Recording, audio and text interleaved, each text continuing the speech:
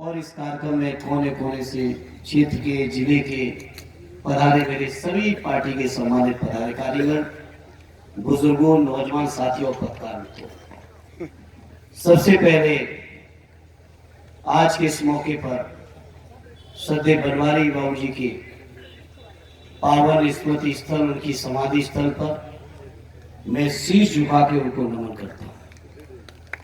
बाबू जी बनवारी सिंह जी के बारे में चर्चा करने तो हम में से हर व्यक्ति ऐसा है कि अगर सुबह से खड़ा हो जाएगा तो रात हो जाएगी, लेकिन उनके बारे में चर्चा खत्म नहीं हो सकती है। केवल मैं ही नहीं, मैं समझता हूँ इस पंडाल में बैठे हुए हर व्यक्ति के साथ उनकी इतनी यादें जुड़ी हुई है।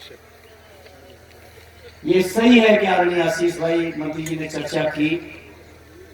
मेरी इच्छा थी कि बिशौली के चुनाव के अभियान की अगर मैं शुरुआत कहीं से करूंगा तो मैं श्रद्धेय बाबू जी की जन्मस्थली, कर्मस्थली मानपुर से करूंगा। और भाई आशीष जी को मैं विशेष तौर पर धन्यवाद देता हूं। उन्होंने हमारे अनुरोध पर बहुत कम समय में दिवाली के बाद कार्यक्रम की चर्चा या कार्यक्रम शुरू किया। 3 दिन के अंदर ही उन्होंने इतना शानदार कार्यक्रम का आयोजन किया। उसके लिए भाई आशीष जी मैं आपको विशेष तौर पे बार-बार धन्यवाद देता हूँ। साथियों, बिशौली और बधाई की सरजमी कोई मामूली सरजमी नहीं है समाजवादियों की। इस समाजवादी सरजमी को हमारे बुजुर्गों ने, हमारे पुरखों ने बहुत अभाव में रहते हुए, बहुत परेशानियां उठाते हुए, बहुत चुनौतियां झेलते हुए, बहुत अन्याय और अत्याचार बर्दाश्त करते हुए इस धरती को समाजवादी रंग से हमेशा सींचने का काम किया है। ये मेरा सौभाग्य है कि परम पूज्य श्रद्धेय नेताजी ने मुझे आप सबके बीचों बधाई की सरजमी पर श्रद्धेय बनवारी बाबू जी के अनुरोध पर मुझे भेजा आपकी सेवा में। ये मैं समझता हूँ मेरा सौभाग्य है। और किसी भी समाजवादी कार्यकर्ता के लिए बदायूं जैसी सरजमी पर जनता की सेवा का मौका मिले तो मैं समझता हूँ वो समाजवादी कार्यकर्ता अपने आप में सौभाग्यशाली है। ऐसे शानदार इतिहास अगर हम बात करें इस क्षेत्र के अंदर, तो जहां इसी इलाके से बहुत छोटी सी दूरी पर चौधरी स्वराज सिंह जी का जन्म हुआ और उन्होंने उत्तर प्रदेश के कृषि मंत्री के तौर पे काम किया। बुआ जी, शांति बुआ जी का कर्म भूमि रही। श्रद्धेय बाबू जी को राजनीति में लाने की अगर किसी को श्रेय जाता है, क्रेडिट जाता है तो आदरणीय स्वर्गीय शांति बुआ जी, जिन्होंने बाबूजी को ले जाकर नेताजी से मिलाने का काम किया। ये उन लोगों की सरजमी रही है। स्वर्गीय कृष्णवीर जी, बाबूजी, कुन्नू बाबूजी से लेके तमाम लोगों ने खून पसीने से इस सरजमी को सींचा है।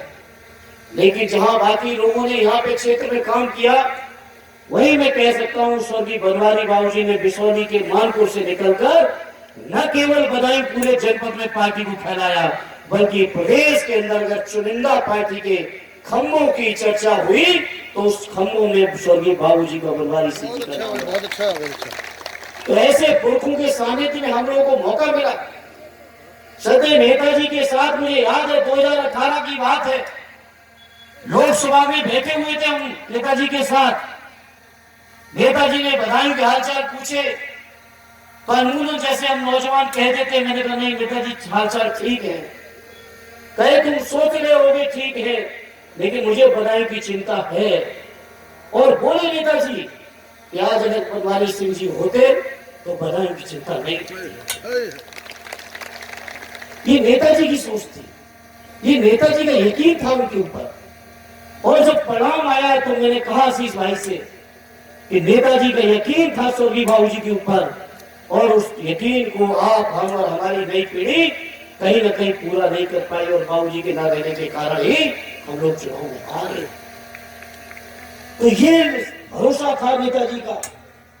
तब मैं आज इस मौके पे कहता हूँ अपने नौजवान लोगों से, चाहे आशीष हो, ब्रजेश हो, हिमांशु हो, आशुतोष हो, मैं स्वयं हूँ या हमारे ऐसे और नौजवान साथी हैं, अभी हमारे आपके सामने चुनौतियां हैं और हमें और आपको अभी उस स्तर पर जाना है कि माननीय अखिलेश यादव जी वहां बैठ के कह दें, कि लखनऊ में बैठ के कह दें कि अगर बदायूं में आशीष है, ब्रजेश है, आशुतोष हैं, तो हमें फिर बधाई की चिंता करने की जरूरत नहीं है।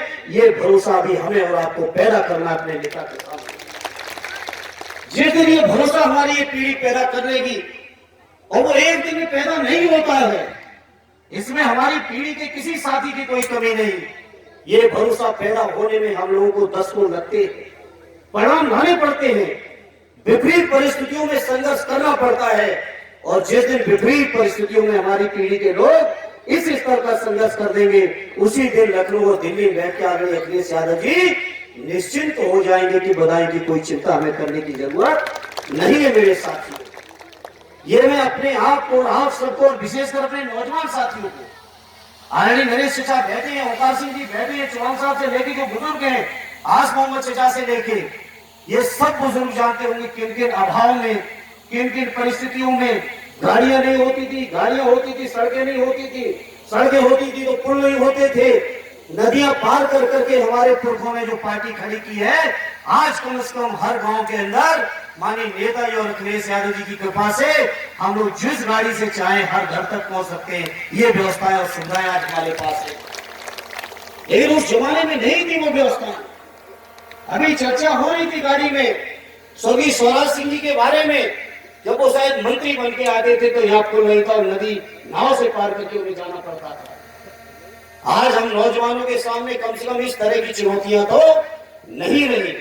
इसलिए मैं आज इस मौके पर कहना चाहता हूं अपने नौजवानों से, नौजवान साथियों, ये भरोसा और विश्वास हमें और आपको पैदा करना पड़ेगा, और वो पैदा तभी होगा।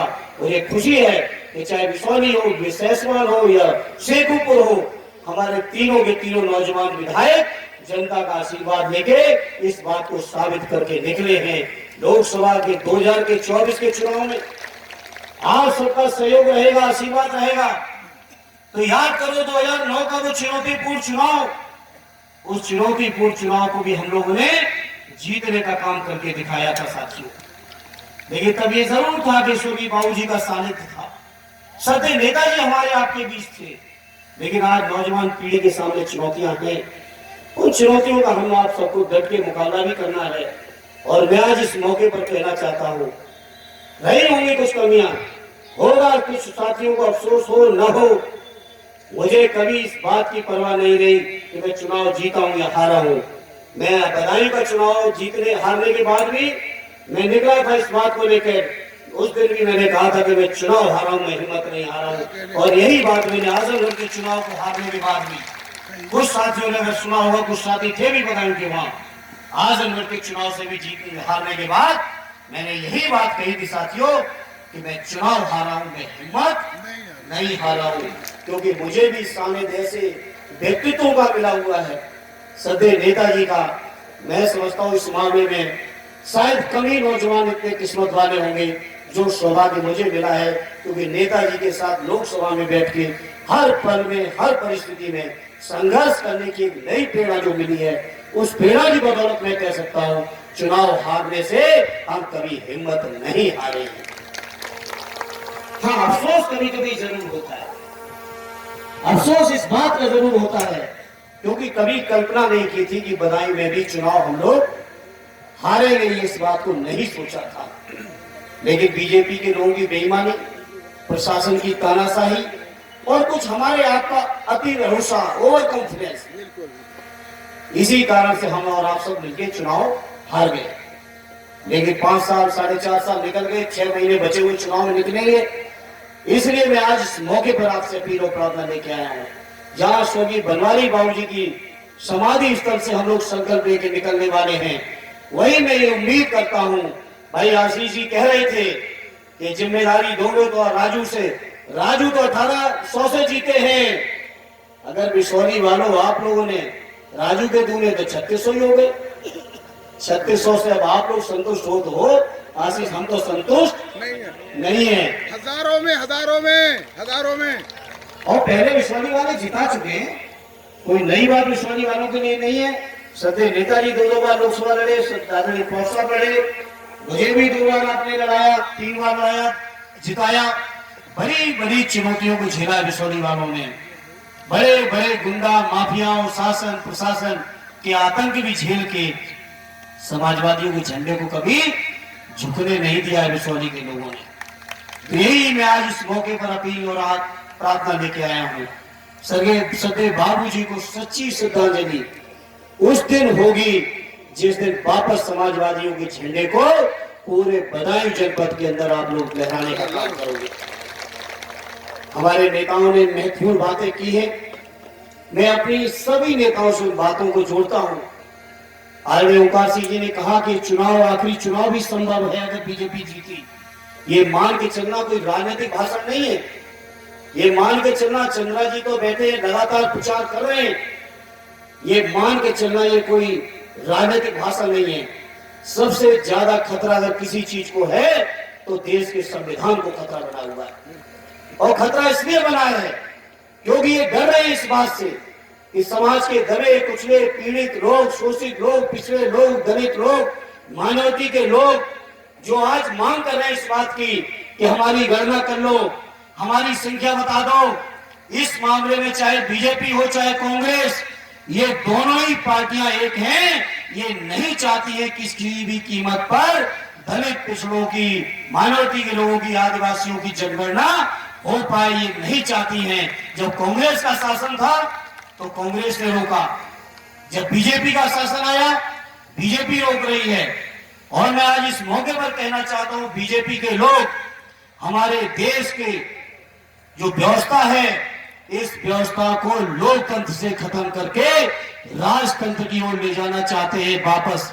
ये मेरे बिशौली के लोगों अपने दिल में, दिमाग में, जहन में बैठा लेना और ये मान के चलना, अगर 24 के चुनाव में मोदी जी को नहीं हराया, बीजेपी को नहीं हटाया, तो हर हाल में देश का संविधान ये बीजेपी के लोग बचने नहीं देंगे। ये मान के चलना मेरे साथियों। ये चुनौतियां हैं और इन चुनौतियों से कोई लड़ रहा है तो समाजवादी लोग लड़ रहे हैं, दूसरा कोई नहीं लड़ पा रहा है। लोग समझौते कर रहे हैं दूसरे दलों के लोग। हमारी पार्टी और हमारे नेता माननीय अखिलेश यादव जी अकेले लगातार इस मुद्दे पर बीजेपी के सामने डट के मुकाबला कर रहे हैं। इसलिए मैं इस मौके पर आज से प्रार्थना लेके आया हूं। यह चुनाव बहुत महत्वपूर्ण है और इस महत्वपूर्ण चुनाव में आप याद करो, ये बीजेपी के लोग कोई नया नारा दे दें, इन पे भरोसा करने की जरूरत नहीं है। और नए नारे जब गढ़ने की बातें करें भाजपा वाले तो उनसे कहना पहले तो 20 करोड़ रोजगार लाओ, जो 10 साल में 2 करोड़ के हिसाब से मिलने चाहिए तो वो रोजगार दे दो। बिसौली क्षेत्र और बदायूं जिले के अलग अलग इलाकों के लोग बैठे हैं। बताओ, कोई एक आदमी हाथ उठा के खड़ा होकर कह दे कि बीजेपी की नीतियों के कारण उसके परिवार, उसके गांव में, उसके आसपास, उसके रिश्तेदारी में किसी नौजवान को रोजगार मिला हो। कोई एक आदमी खड़ा होकर कह दे। रोजगार नहीं दे पाए। जीएसटी के नाम पर, नोटबंदी के नाम पर जो इन्होंने विकेंद्रीकरण किया है, ये तमाम जो प्राइवेटाइजेशन किया है, इस आधार पर देश के अंदर नौजवानों की, बेरोजगारों की संख्या बढ़ी है, रोजगार घटा है। ये किया है बीजेपी ने। भाषण सुनो भाजपा के लोगों के तो कहेंगे किसानों की आमदनी दूनी। बताओ मेरे बिसौली के और आसपास के किसान भाइयों, किसी किसान की आमदनी दूनी हुई हो तो एक खड़ा होकर कह दे कि किसानों की आमदनी दूनी। और तो और, अभी मैं कल घूम रहा था गुन्नौर में, तो गुन्नौर में अभी से ही फसलें नहीं तैयार हो पाई, लेकिन लोगों ने फसलों की सुरक्षा के लिए उटाने बना लिए हैं अभी से चारपाई में, रात में रहने के लिए। सोचो, कोहरे में, सर्दी में, तुषार में। अब किसानों की ड्यूटी है कि रात रात भर खेतों में पड़े रहे। और भाषण सुनो तो कहेंगे कि बीजेपी किसानों की आमदनी दूनी कर दी, बेरोजगारी खत्म कर दी। भाषण सुनो तो क्या कहेंगे, देश नहीं बिकने दूंगा। अब इनसे, भाजपाइयों से कोई पूछे, जब देश में बचा क्या है जो तुमने न बेच लिया हो? सड़कें बेच दी, रेल बेच दिए, हवाई अड्डे बेच दिए, हवाई जहाज बेच दिए, बंदरगाह बेच दिए, संचार की जितनी कंपनियां थी बेच दी। बड़ी बड़ी जितनी कंपनियां हैं सब पे अडानी और अंबानी की नजर गड़ी हुई है। और भाषण सुनो तो कहेंगे देश नहीं बिकने दूंगा। मैं समझ नहीं पाता हूं कि इतनी झूठ भी और वो भी इतनी बेशर्मी के साथ कैसे बोलते हैं?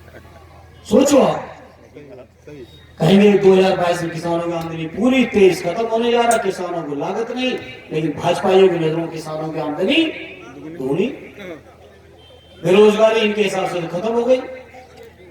अग्निवीर की जो योजना लाए हैं, नौजवानों को सोचो, रोजगार दिया 4 नौजवानों को, 3 नौजवानों को 4 साल बाद बेरोजगार करके भेज देंगे।